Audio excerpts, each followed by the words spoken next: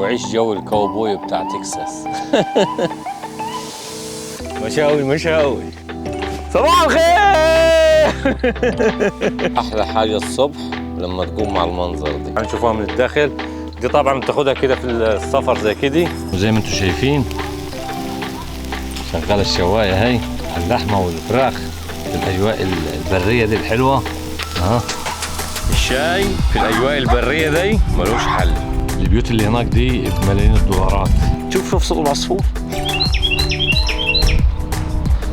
لانشات تعدي، مراكب تعدي. السفر الى امريكا والله يعتمد على الحظ. فيزا زواج او خطوبه جاي امريكا، والحمد لله ربنا وفقني وخدت الفيزا وان شاء الله جاي قريب. الواحد جاي نهردي عشان تطلع من مود الشغل والتعب والروتين اليومي بتاع امريكي.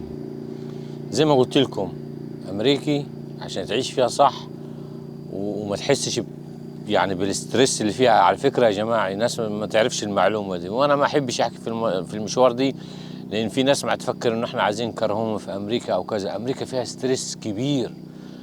انا عارف كل الدول فيها ستريس، بس هنا ستريس كبير قوي يعني. فانت عشان تطلع من الستريس دي تجي مكان زي دي، تجيب فراخك ولحمتك كل حاجه انت ما تحبها، وتيجي زي كده في مكان زي دي تحت شجره زي دي حلوه مع النهر الجميل دي والنار، وتعيش وتنظف مخك خالص من كل الستريس اللي انت كنت عايش فيه. الامريكان كلهم زي كده، لازم كل ويك اند يطلعوا في البر، يطلعوا على البحر، يطلعوا يعني بص لازم يسحب نفسه من الستريس اللي هو عايش فيه والدوامه اللي واخداه. لكن هتقضيها شغل هوب هيحصل لك ايه؟ تشك، تحصل لك صدمه كده وممكن تروح فيه. فلازم تعيشي شويه مع نفسك يعني. ناوي ان شاء الله بالعكش كده هجيب RV واسحبه ومع الاولاد ونطلع كده في الجبال. والله الواحد يغير جو كده ويصيد وبتاع ويعيش جو الكاوبوي بتاع تكساس. والناس لما تقول لكم امريكا مش امان ولا حاجه، صدقوني يا جماعه دينا احنا قاعدين هنا. انا عن نفسي عن ولايه تكساس يعني ما احكي صراحه، قسما بالله دينا انا والاولاد قاعدين وتمام، ولا حد يقول لك انت فين ولا ما تعمل لي حد. طالما راجل محترم وفي حالك يعني ما مخالفش قوانين وما ضررش حد، ما حدش دعوه بيك. ومن ناحيه الامان والله يا جماعه ما في ولا حاجه، ما تصدقوش. احنا الساعه كام دلوقتي؟ ثواني اجيب التليفون كده شوف الساعه كام. الساعه 1:30 بالليل. واحلى حاجه كده تعيش عيشتي البر على اليمين يا راجل. الانسان برضو ما يحن اصله البدائي، يعيش كده في الطل كده والحياه هي البريه.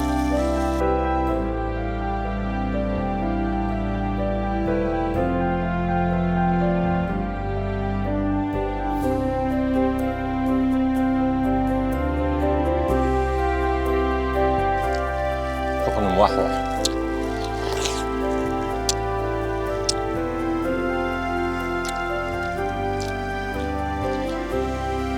انا اول صبح ما كنتش حاجه خالص وميت من الجوع، عشان كده مش مستعجل لما منتظر اطلع مثلا خبز ولا اي حاجه. صلاة على النبي، صلاة على النبي، صلاة على النبي. الذرة اتحرقت.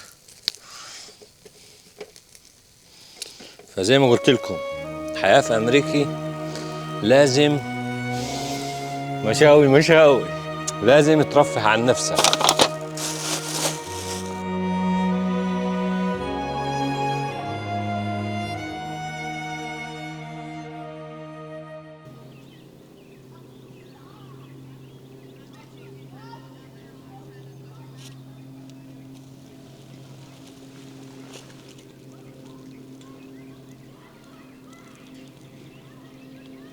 أحلى حاجة الصبح لما تقوم مع المنظر دي.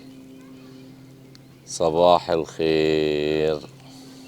كان هوا شديد على النهر، ولقيت الجو ابتدى يبرد شوي، ولقيت حركة ناس كتير يعني رايحة جاي صراحة يعني. وبعدين الأولاد تعبوني كل شوية عايزين ينزلوا المية وعايزين يطلعوا. فصراحة جيت المكان دي نقلت الخيمة كلها شلتي. أحلى حاجة إنه الخيمة اللي عندي دي يعني سهلة في التركيب والفك في أي لحظة. فكيت القوامي بتاعتي وجبتها هنا.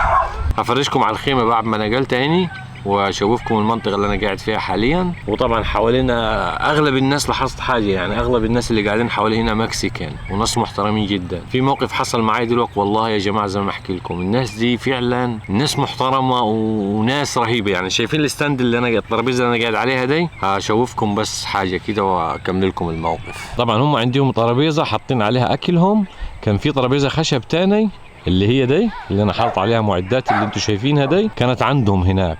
فهم والله العظيم قالوا لي محتاج الترابيزه دي لازم نجيبوها لك عندك لان انت ما عندكش ترابيزه، احنا عندنا واحده يعني ايه خرسانه موجوده هناك مصبوبه صب. قلت لهم عادي شكرا. اول ما وصلت هنا على طول جابوها لي هم بنفسهم، الراجل وزوجته. والخيمه نصبتها هنا زي ما انتم شايفينها كده نصبتها، والترابيزه دي هي اللي انا قلت لكم عليها جابوها لي. والله الراجل وزوجته جابوها لي حد عندي. منتهى الادب وناس محترمه يا اخي وناس 10 على 10. شايفين الخيمه سهله جدا، يعني فكيت القوايم الاربعه بتاعتي ونقلتها وجبتها هنا. هنشوفوها من الداخل. دي طبعا بتاخدها كده في السفر زي كده ما بتريحك. يعني شايفين من الداخل اهي كبيره يعني واسعه، تشيل 4 انفار دي 4 اشخاص. وادي ستايلها من فوق وسهله جدا، ما تاخدش معاك 5 دقائق في التركيب بتاعها، بسيطه خالص وحاجه حلوه. ومن فوق مبطنه وفيها شبك هنا عشان الحشرات وكده، لان حشرات كتير ما تبقى في البر زي كده تمنع دخول الحشرات عنك. وده الباب بتاعي تقفلها زي كده على نفسك وتقفل خالص عشان ما فيش اي حشرات تيجي عليك. شايف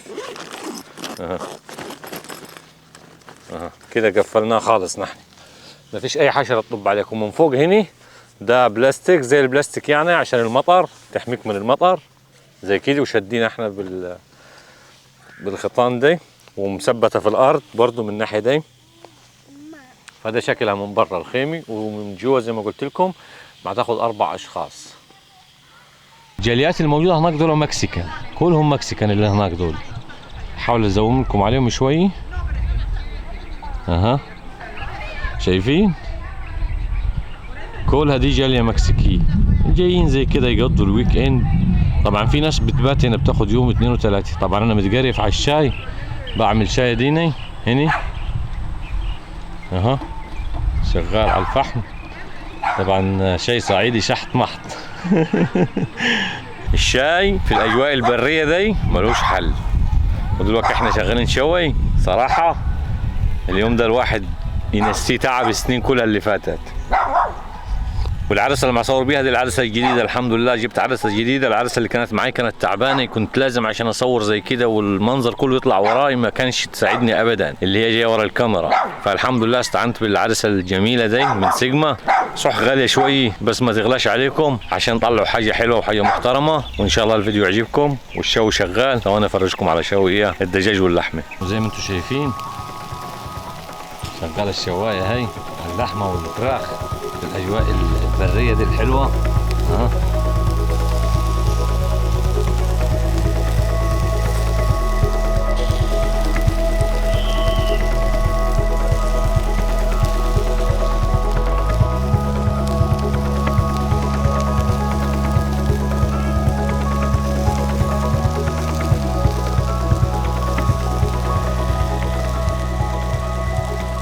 صراحه جعت، فقلت اكمل الحوار معاهم بس بعديها بعد ما اتغدي، لان جعت يعني. والناس حوالينا شغاله شوي ودعك. ولاد الذين المكسيكان دول صراحه اكيلي. على فكره يا جماعه المكسيكان يدهم فرطه قوي زي العرب كده، والله زي العرب. شوفوا الفراخ اللي شويته، شوفوا بالصلاه على النبي. صراحه اللحم المشوي لا يعلى عليه. شايفين يا جماعه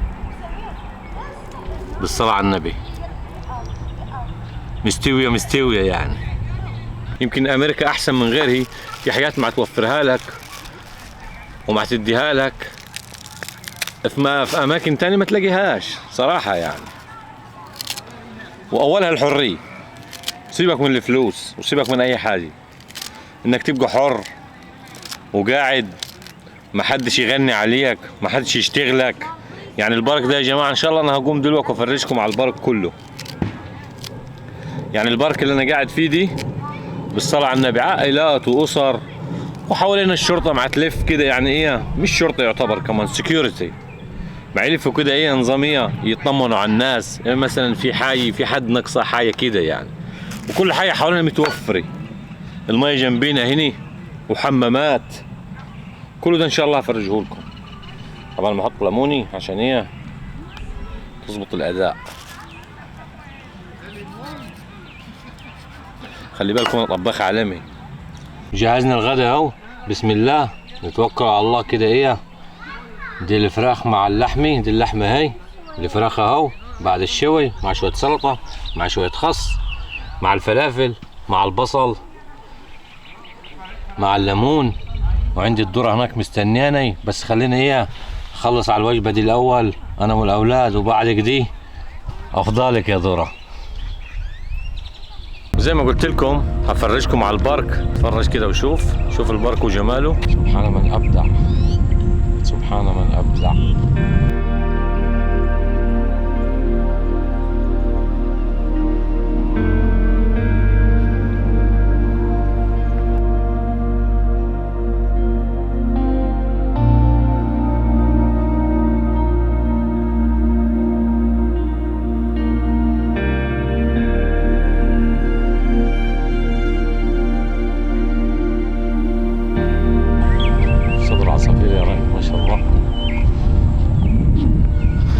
زي ما قلت لكم كل حاجه متوفره في البارك هنا. طبعا المطره شغالي بس خفيفه شوي، وربنا يستر وما تقلبش، لان لو قلبت هتبوظ لنا الدنيا.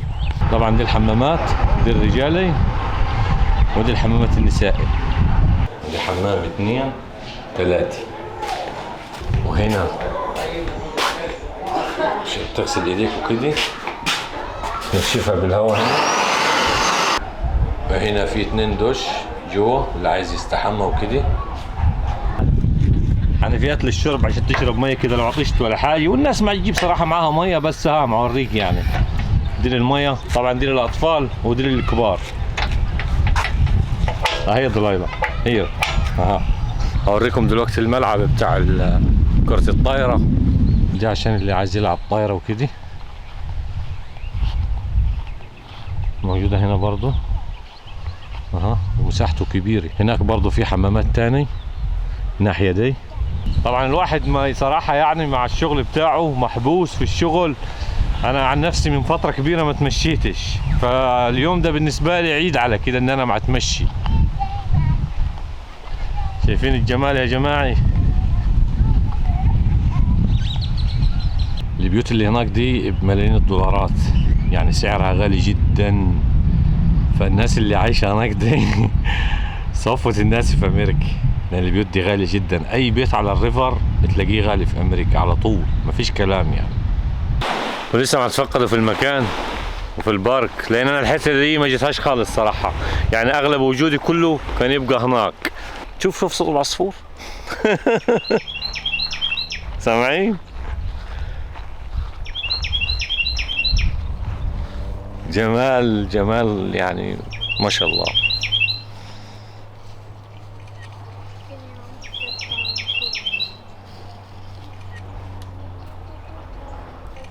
احلى حاجه في امريكا في كل مكان تلاقي حمام. ليه انا دايما احكي على موضوع الحمامات؟ لان موضوع الحمامات ده ليه حكايه معي. جماعتي لما جوني مصر كنا ماشيين في التحرير، رحنا وماشيين زي كده، قالت لي عايزه حمام، بس قعدت ادور على حمام ما لقيتش، المساجد كلها مقفوله. فاضطريت عارفين اعمل ايه، دخلت نقابه الزراعيين، والموظف اللي كان موجود قال لي ممنوع يا سيد. قلت له يا عمي دي امريكيه ممكن؟ قال لي لا ممكن، وفتح لي الباب ودخلناها ساعتها. فصراحه حاجه حلوه هنا في امريكا، الحمامات متوفره في كل حته كل حته. طبعا انا لسه معلف البارك، ولو قعدت السنه الجايه مش هجيب اخره، لان صراحه البارك كبير والمكان كبير بس تحفه. انا من امبارح بايت هني والله العظيم ما عايز اروح صراحه يعني. ولسه عندي انا بكره اجازي، بس نفسي بكره ان شاء الله اروح مكان كده حلو عشان اصور حلقه فيه. فانا الحلقه دي النهارده كده ايه، جبت الاولاد كده وحبيت اشارككم معايا الحوار والجوله في المكان دي. شايفين يا جماعه البارك؟ شايفين بارك كبير وفري يعني ما تدفعش اي حاجه، وتستمتع بكل الخدمات اللي موجوده هنا. وبخصوص السفر يا جماعي، في ناس كتير ما تبعت لي ولا زالت تبعت لي. طبعا انا كل شويه انبه على الموضوع دي، بس مش عارف يعني هل الناس مش تسمع الفيديوهات. انا ما اقدرش اسفر حد ولا اقدر ان انا اخش لك في اي حوار في موضوع السفر، لان امريكا دي بلد قانون. ما فيش حد يعني اي واحد يقول لك انا سفرك انا اجيبك، كلام كذب كله، كلام فاضي وما تصدقش حد. ما فيش الكلام ده يا ابو الصحابه هنا. بس انا كل وظيفتي ان انا ممكن اقدم لك خدمه من خلال ان انا اعرض لك الخدمات اللي موجوده في البلد هنا، الايجارات، السكن، المعيشه ازاي مثلا، كله ده اقدر اعرضه لك. فموضوع السفر انا ما اقدرش اساعد حد يا جماعه، لان الناس كتير بيجيني اللي يقول لي انا صنايعي سيراميك، اللي يقول لي انا بنا، انا سباك، انا حداد. انا متمني الناس كلها تجي، بس البلد دي لها قواعد وقوانين وسيستم. وزي ما قلت لكم السفر الى امريكا والله يعتمد على الحظ. انت لك حظ تخش البلد ده هتخش، مالكش حظ فيها ما تخشهاش مش هتخش لو عملت ايه حتى لو دفعت ملايين. موضوع حظ، بالذات السياحه واللوتري حظ. الحاجه الوحيده اللي اقول لك ما فيهاش حظ اللي هي ايه، فيزا الزواج او الخطوبه، دي ما فيهاش حظ صراحه. يعني دي انت مثلا لو فيزا زواج او خطوبه جاي امريكي. يعني كان في واحد من فتره اخ اسمه محمد من متابعيني على تيك توك كان يكلمني قال لي عصام انا خايف جدا، عندي موعد مقابله، انا خاطب واحده امريكيه وجاتني مصر مرتين وموضوعنا ليه 3 سنين او حاجه زي كده. قلت له ما تقلقش، حط ببطنك بطيخه صيفي. قال يا اخي والله قلقان وموعد المقابله قرب، وقبل موعد المقابله ما كانش نايم. قلت له يا راجل نام يا محمد، نام واطمن باذن الله هتنجح. وعمل المقابله قال لي والله يا عصام ما حسيت باي حاجه، والحمد لله ربنا وفقني وخدت الفيزا وان شاء الله جاي قريب. فيزا الخطوبه او الزواج الموضوع بتاعها منهي، لان في ناس طلباك من هنا وهم جدا يحترموا حقوق مواطنيهم هنا في امريكا يعني، فمش هيقدر يرفضوا لهم طلب الا لو كان مثلا الموضوع في لعب، سن مثلا مختلف ما بينك ما بينه كده. يعني في اللحظه دي ممكن يبقى في موضوع شك شويه، لكن لا في تناسب او العمر يعني مش بعيد قوي، قريب من بعضه. برضو اطمنك انه ان شاء الله ربنا يوفقك يعني وتاخذ الفيزا. لكن السياحي واللوتري دي موضوع حظ، لو لك حظ هتيجي، ما لكش حظ مش هتيجي. اللوتري اللي فات ده في واحد جاني من نيويورك قلت له يعني مقدم لك كم مره قدمت على اللوتري؟ قال والله يا عم عصام انا مقدم يمكن لي 6 سنين مقدم، وفي السنه السابعه ربنا كرمني. شغال شيف هو ودايما من متابعينا على فيسبوك. قلت له الحمد لله انه ربنا كرمك وجيت. فهو الموضوع توفيق من عند الله يعني. شوفوا هنا برضو شوايه تاني هنا، ودي برضو قاعدة كراسي وكدي، في كل مكان تلاقي الموضوع دي. شايفين الطبيعه الخلابه، انا مش قادر اسكت يعني. شايفين ما شاء الله تبارك الله.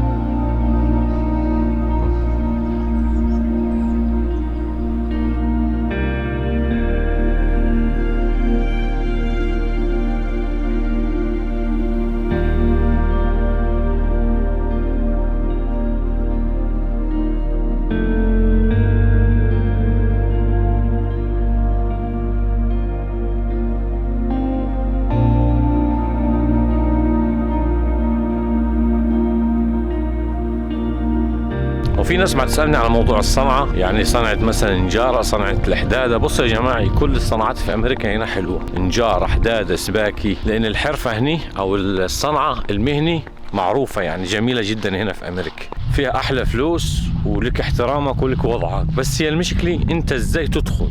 زي ما قلت لكم كتير من إخواتي المتابعين ما يبعتوا لي على فيسبوك وفي التعليقات انا نجار، انا حداد، انا سباك. انا مقدر كل الاوضاع وعارف الاوضاع اللي في الدول العربيه، بس المشكله انه البلد دي يعني قواعد وقوانين، فما حدش اللي داخل فيها يعني، ما حدش ليه يد انه يتدخل في الموضوع دي. وما تنساش تعمل لايك وشير عشان الفايده تعم للغير. تعالوا اوريكم المرجيحه اللي انا عملتها. دي لايلا بنتي هدولي ما شاء الله. ومين اعطاك الشمسيه ده؟ بتاعتنا الشمسيه دي ماما اعطتها لك؟ طب تدفع لي $5. ها؟ give me $5. I don't have it. لا ماليش دعوه، you don't have it. انا مالي تخترع فلوس لان دي بتاعتي، هتشتريه. معقول هاتي $5 ما تقول انا ما معيش؟ Oh no more. سي هاي. Hi. والله العظيم ما تعمل بالعاني، لئيمه تعرف كل حاجه. ودخلت جوا المرجيحي وهنام شويه يا جماعه وارجع لكم تاني. صباح الخير. يعني شوفوا حاجه بسيطه ما تديك راحه نفسيه، يعني احنا نشوفها حاجه بسيطه بس الصراحه ما تدي منظر حلو وتخلي نفسيتك مرتاحه شويه، تخليك ريلاكس يعني. تقعد زي كده وإيه وتتأمل في الأشجار وفي السماء. والله وما حدش واخد منها حاجة أصلا يعني. شفتوا فيلم الهروب بتاع أحمد زكي؟ لما كان يهرب من البوليس ويقعد في الخيمة بتاعته، وهي نفس الخيمة دي. حاجة بسيطة بس مع تضيف للإنسان كده تغير مودك شوي. نجرب الوضع إيه قاعدا. طبعا أنا اللي مربطها وأنا مظبطها يعني. استنى ألف نفسي. أيوه. هي روح يا معلم، روح روح يا ريس. هاي يا جماعي. هاي يا جماعة. قولي اب داون اب داون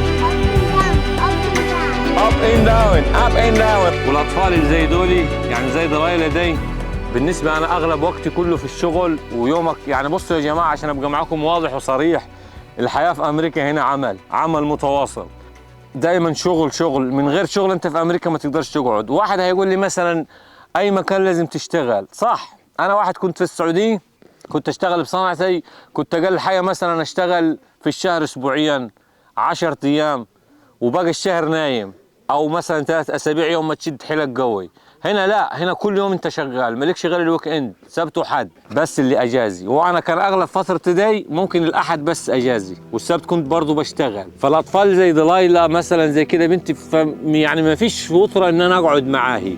بس صراحة في الاخر يعني قلت لا، انا الواحد ليه مثلا يضغط نفسه، يحاول اخد اجازة على قد ما اقدر. فعملت سيستم حاليا ان انا اخد 3 ايام اجازة، مش بس يوم واحد او يومين، خليتهم 3 عشان الطفلة دي ما تروحش مني صراحة يعني. لان الاطفال لو ما انتبهتش عليهم في امريكا هني ما يبقوا معقدين نفسيا وتحصل لهم مشاكل وتوحد، واحنا ما حلتناش غيرهم يعني. عليا طيب ده كله. تاني حاجة برضو عايزة اخرجها من مود البيئة كاتمة، وما فيش خروجات كتير، محبوسة في البيئة. غير عندنا مثلا الطفل يطلع يلعب في الشارع ويجري ويركض ومش عارف ايه، ما فيش الكلام ده هني.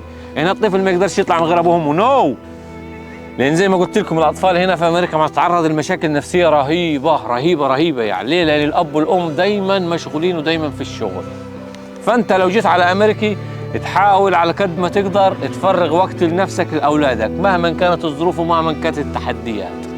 لان هنا ما اولادك ما لهمش حد غيرك يعني، لا في عمهم ولا خالهم ولا الكلام دي اللي ممكن تقول يدردش معاهم شويه يمشيهم شويه بتاع. ما فيش الكلام ده، ما فيش غيرك انت بس. ندوها رجعه ضليله هيلا هوب. طبعا الجو من بدري زي ما قلت لكم متقلب وعمال يجيب مطره اهو، وبسنه المطره تزيد وشكله الجو هيقلب جامد يعني. فكده انا احتمال انه صراحه كان نفسي اخذ الليله دي كمان، وبس مش عارف يعني صراحه، لان المطر هيتعبنا يعني. احنا عندنا كل الاجراءات اللازمه للمطر، بس يعني انا مع فضل ان انا اروح احسن، لان صراحه الجو كده شكله هيهيص يعني. لان هنا لو المطره اشتغلت مطره تكساس رهيبه، فاحتمال كده اتوقع الله واروح. يا رب يكون الحلقه عجبتكم، واللي ما عملش لايك وشير يعمل لايك وشير عشان الفايده تعم للغير.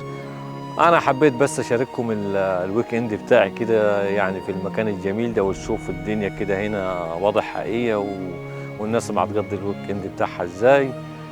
بس يعني فانا صراحه كنت جاي لنفسي بس يعني، وما كنتش ناوي على تصوير، بس صراحه الكاميرا بقت ادمان عندي، وحابب اشارككم كل الحاجات اللي معاملها هنا في امريكا يعني. واللي ما عملش لايك وشير يعمل لايك وشير. طبعا انا متلخبط شوي لان المطر عمال يزيد، فاطلع دلوقتي اتوكل على الله، الم الحاجه بتاعتي والم الخيمي والم الدنيا عشان ارجع البيت، لان المطر هتزيد. يا رب يكون الحلقه عجبتكم، واشوفكم على خير، والسلام عليكم.